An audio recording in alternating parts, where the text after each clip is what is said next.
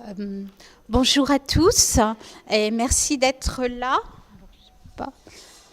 Le son est bon, oui. Hein. Merci à tous d'être là. Donc, on attend environ 80 personnes inscrites en présentiel et sur YouTube, 80 personnes ont dit qu'elles se connecteraient. Donc, je ne sais pas si tout le monde est là, mais en tout cas, c'est des chiffres qui montrent à quel point le sujet est prégnant actuellement, comment il envahit notre environnement.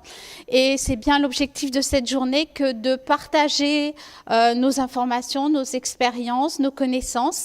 Et c'est sur cette base-là que nous avons construit ce programme. Donc, nous introduisons avec Lucille très rapidement cette journée. Personnellement,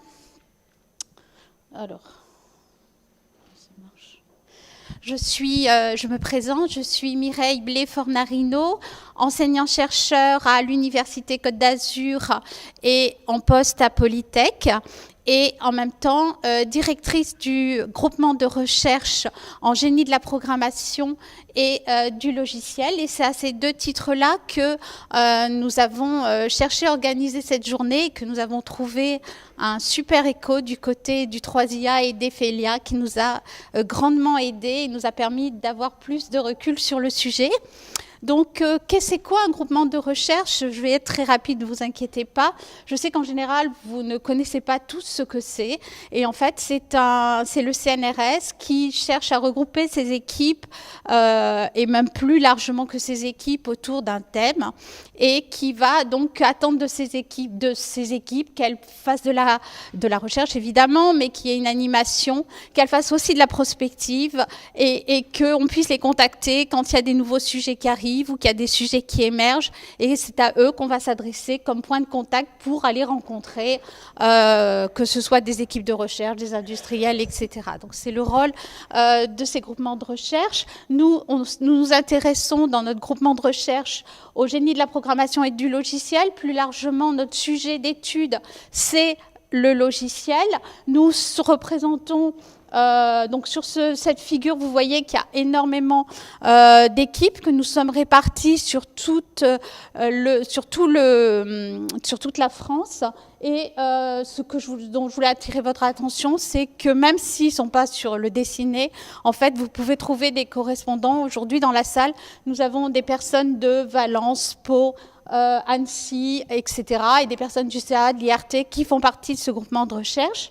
Nos thèmes tournent, bien sûr, on va s'intéresser à l'intelligence artificielle et au génie logiciel, mais de manière plus large, et comme vous devez tous le vivre au quotidien, en fait, ça traverse d'autres domaines comme la vérification du logiciel, la compilation des modèles de machine learning, etc. Donc, tous les thèmes de notre GDR, enfin presque tous les thèmes, sont traversés par ces problèmes-là. Donc, en conclusion, nous sommes, comme beaucoup d'entre vous, certainement la face cachée du numérique, ce qu'on ne voit pas, mais qui font que le système tourne et fonctionne. Et dans ce contexte-là, nous travaillons énormément avec le monde industriel parce que notre objet d'étude, c'est ce logiciel avec lequel vous, industriels, travaillez, et nous l'étudions et nous l'enseignons. Donc, c'est tous ces aspects-là qu'on met en avant. Et là, juste pour vous donner une idée, on a mis quelques résultats importants de notre communauté pour pas aller dans les détails, mais juste que vous ayez une vision de ce qui se fait au sein de la communauté sciences du logiciel dans ce GDR. Voilà. Et je passe la parole à Lucille.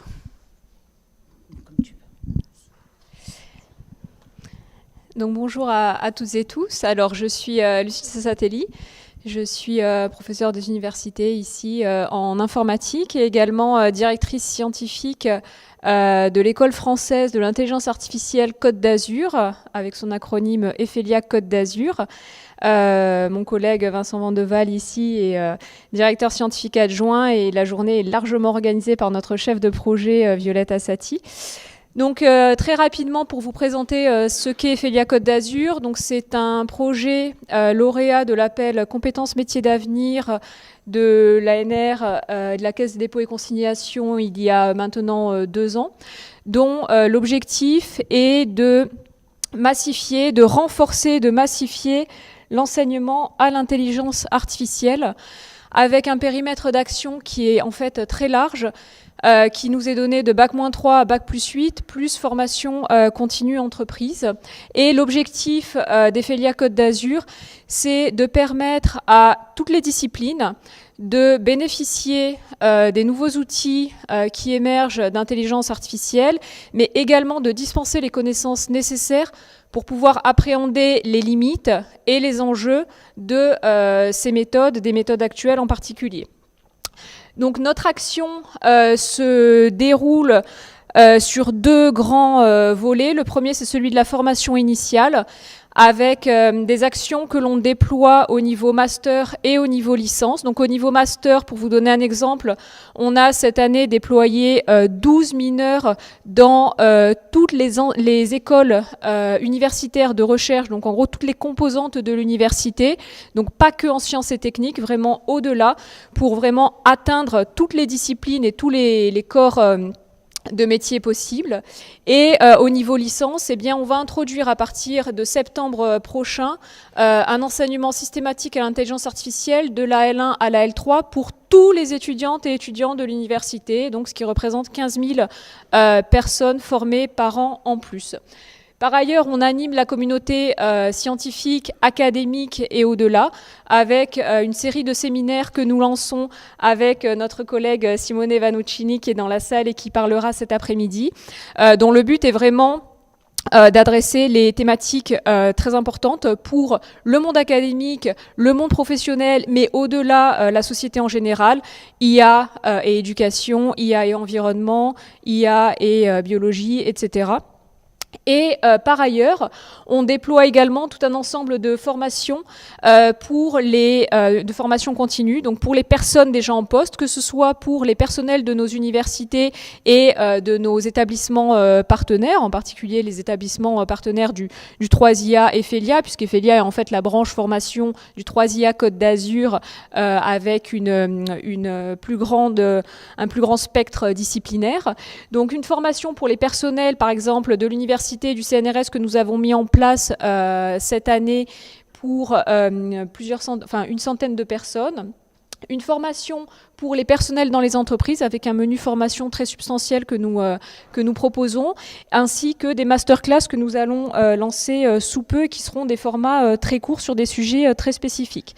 Et je vais finir rapidement sur le travail que nous faisons actuellement pour la constitution de formations pour les entreprises. Donc, notre objectif, c'est vraiment de permettre à tous les publics d'être formés, quels que soient les types d'entreprises, quels que soient les corps de métier, donc techniques, non techniques, pour des entreprises qui sont déjà impliquées dans une transformation IA, pour celles qui débutent, avec en particulier des formations sur, bien sûr, IA générative, modèle fondation, adaptation de modèle fondation, mais également des aspects beaucoup plus introductifs ou pratiques tels que l'ingénierie de prompt dont on va avoir certainement l'occasion de reparler.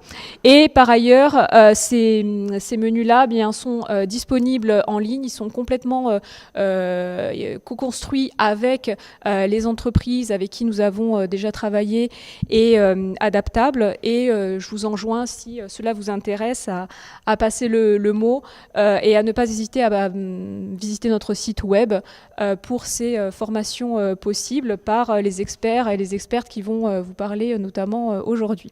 Voilà, je vous remercie de votre attention et je vous souhaite une très bonne journée avec des talks tout à fait passionnants.